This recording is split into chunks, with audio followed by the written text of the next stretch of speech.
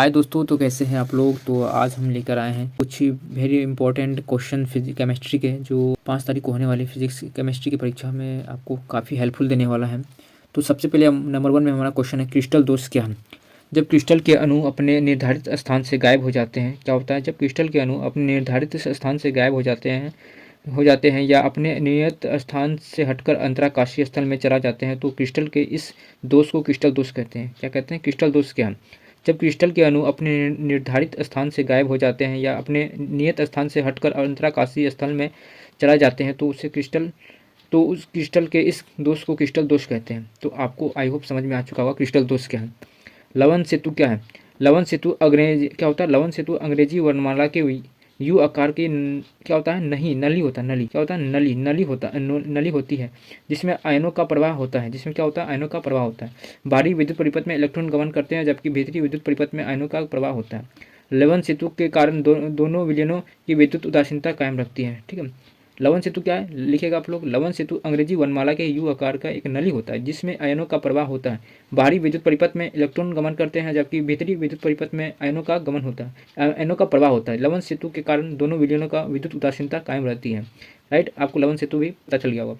उसके बाद तीसरा नंबर में क्वेश्चन हमारा है, मोल प्रभाज का व्याख्या करें। मोल प्रभाज क्या होता है, तो लिखिएगा किसी विलयन में उपस्थित विलय के मोलों की संख्या। क्या होता है, किसी विलयन में उपस्थित विलय के मोलों की संख्या, किसी विलयन में उपस्थित विलय के मोलों की संख्या तथा विलयन के कुल मोलों की संख्या के अनुपात को मोल अंश या मोल प्रभाज कहते हैं। इसे एन से प्रदर्शित करते हैं। क्या, किसी विलयन में उपस्थित विलय के मोल की संख्या तथा विलयन के कुल मोलों की संख्या के अनुपात को मोल अंश या मोल प्रभाज कहते हैं। इसे एन से प्रदर्शित करते हैं। ठीक है, आपको मोल प्रभाज या समझ में आ चुका होगा। आज का चौथा नंबर का क्वेश्चन हमारा है, शॉटकी दोष और फ्रैंकलिन दोष के बीच अंतर। देखिए, शॉटकी दोष क्या होता है और फ्रैंकलिन दोष क्या होता है, मैं आपको स्पष्ट बता दूं। शॉटकी दोष और फ्रैंकलिन दोष में अंतर क्या होता है, जो मैं क्वेश्चन करवा रहा हूँ, काफ़ी इंपॉर्टेंट क्वेश्चन है ये, जो 5 तारीख को होने वाली केमिस्ट्री की परीक्षा में आना तय है। शॉटकी दोष और फ्रैंकलिन दोष के बीच अंतर। ठीक है, शॉटकी दोष क्या होता है और फ्रैंकलिन दोष क्या होता है। शॉटकी दोष, शॉटकी दोष में बता रहा हूँ मैं। इस दोष में धनायन तथा ऋणायन समान संख्या में गायब हो जाते हैं। शॉटकी दोष। ठीक है, और फ्रैंकलिन दोष में क्या होता है, इस दोष में धनायन तथा ऋणायन जालक स्थल से हटकर अंतराकाशी में चले जाते हैं, मगर कि वो फंस जाते हैं, गायब नहीं होता है। शॉटकी दोष में क्या होता है, इस दोष के कारण इस क्रिस्टल के घनत्व में कमी आती है। और फ्रैंकलिन दोष में क्या होता है, इस दोष के कारण क्रिस्टल के घनत्व में कमी नहीं आती है। ठीक है, आई होप आपको शॉटकी और दोष और फ्रैंकलिन दोष में अंतर स्पष्ट आ चुका हो, समझ में आ चुका होगा। और उसके 5वां नंबर का आज का क्वेश्चन हमारा है, मानक इलेक्ट्रोड विभव क्या है। मानक इलेक्ट्रोड विभव क्या है। परम ताप पर किसी विद्युत रासायनिक सेल के विद्युत अपघट्य की सांद्रता 1 मोल हो तो उस सेल का इलेक्ट्रोड को मानक इलेक्ट्रोड विभव कहते हैं। क्या, परम ताप पर किसी विद्युत रासायनिक सेल के विद्युत अपघट्य की सांद्रता 1 मोल हो तो उस सेल के इलेक्ट्रोड को मानक इलेक्ट्रोड विभव कहते हैं।